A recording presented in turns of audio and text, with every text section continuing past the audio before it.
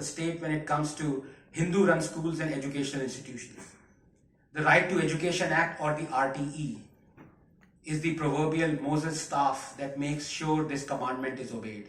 The RTE in itself is a worthy undertaking that states as its preamble, quote, an act to provide for free and compulsory education to all children of the age of 6 to 14 years, unquote.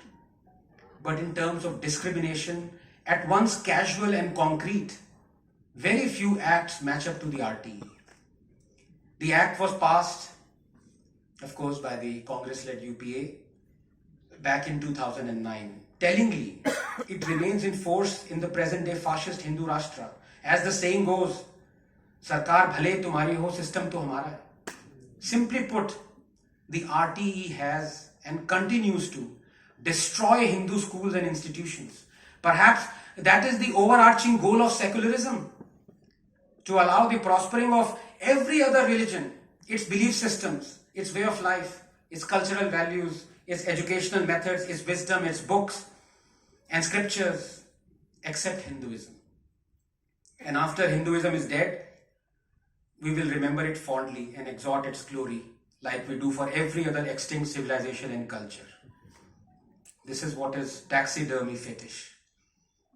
There are numerous provisions under the RTE that selectively apply only to non-minority schools. Like, for example, you cannot have a capitation fee or screen students you want admitted. The reimbursement of fee by the government is never timely, forcing the school to go under debt, even shut shop. You would have to have a government mandated selection procedure for teachers, one that includes a quota-driven recruitment. There are several building and infrastructural restrictions and requirements that a school must comply with. The list is endless.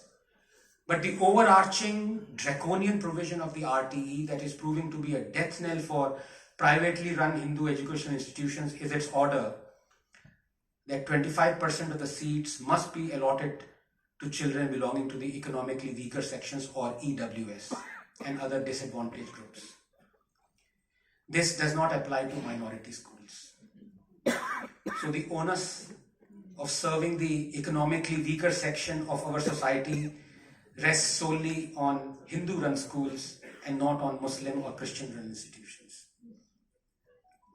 In 2017, 3 years after the heralding of the fascist Hindu Rashtra, the National Independent School Alliance, NISA, compiled a list of schools in 12 states that had been asked to shut down by the governments for non-compliance to the RTE's draconian provisions.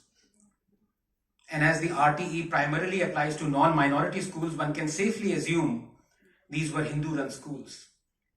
As many as 7,000 schools in Maharashtra alone, the bastion of Hindavi Swaraj, the keeper of the Hindutva flame, had been told to shut down. We need to understand that the threat of closure doesn't just intimidate the school, it scares the pupils and the parents too. It has been 5 years since NISA implored the center to relook at the RTE and ease the draconian anti-Hindu strictures. The Hindu Rashtra government is silent. Now, as the famous lines go, जिसका कोई नहीं उसका तो खुदा है यारो. ये मैं नहीं कहता, किताबों में लिखा है यारो. Which book, you may ask?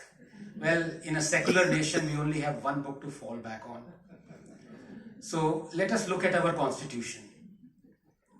Because if discrimination is cast in stone, we must at least examine the stone.